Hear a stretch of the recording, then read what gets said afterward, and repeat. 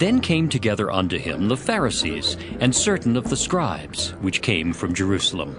And when they saw some of his disciples eat bread with defiled, that is to say, with unwashen hands, they found fault. For the Pharisees and all the Jews, except they wash their hands oft, eat not, holding the tradition of the elders. And when they come from the market, except they wash, they eat not. And many other things there be, which they have received to hold, as the washing of cups and pots, brazen vessels, and of tables. Then the Pharisees and scribes asked him, Why walk not thy disciples according to the tradition of the elders, but eat bread with unwashen hands? He answered and said unto them, Well hath Esaias prophesied of you hypocrites. As it is written, This people honoureth me with their lips, but their heart is far from me. Howbeit in vain do they worship me, teaching for doctrines the commandments of men. For laying aside the commandment of God, ye hold the tradition of men, as the washing of pots and cups, and many other such like things ye do. And he said unto them, Full well ye reject the commandment of God, that ye may keep your own tradition. For Moses said, Honor thy father and thy mother, and whoso curseth father or mother, let him die the death. But ye say, If a man shall say to his father or mother, It is Corban, that is to say, a gift, by whatsoever thou mightest be profited by me, he shall be free. And ye suffer him no more to do aught for his father or his mother, making the word of God of none effect through your tradition, which ye have delivered, and many such like things do ye.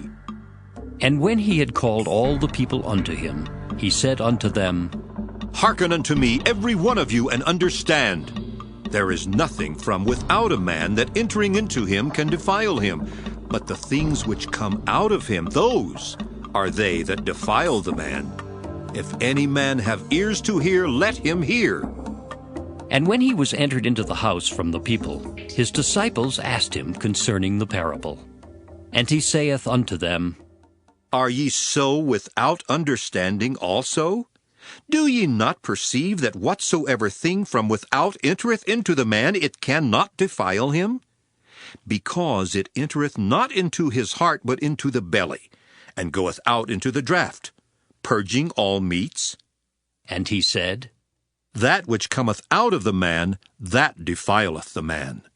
For from within, out of the heart of men, proceed evil thoughts, adulteries, fornications, murders, thefts, covetousness, wickedness, deceit, lasciviousness, an evil eye, blasphemy, pride, foolishness. All these evil things come from within and defile the man. And from thence he arose and went into the borders of Tyre and Sidon, and entered into an house, and would have no man know it, but he could not be hid. For a certain woman, whose young daughter had an unclean spirit, heard of him, and came and fell at his feet.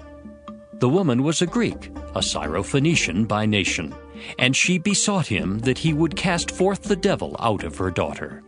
But Jesus said unto her, Let the children first be filled, for it is not meet to take the children's bread and to cast it unto the dogs. And she answered and said unto him, Yes, Lord, yet the dogs under the table eat of the children's crumbs. And he said unto her, For this saying, Go thy way, the devil is gone out of thy daughter. And when she was come to her house, she found the devil gone out, and her daughter laid upon the bed.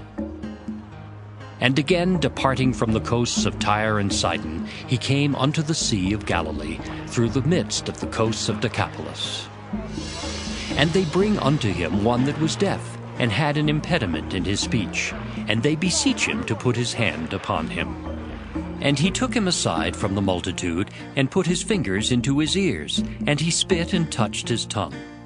And looking up to heaven he sighed, and saith unto him, Ephphatha, that is, be opened. And straightway his ears were opened, and the string of his tongue was loosed, and he spake plain. And he charged them that they should tell no man. But the more he charged them, so much the more a great deal they published it, and were beyond measure astonished, saying, He hath done all things well. He maketh both the deaf to hear and the dumb to speak.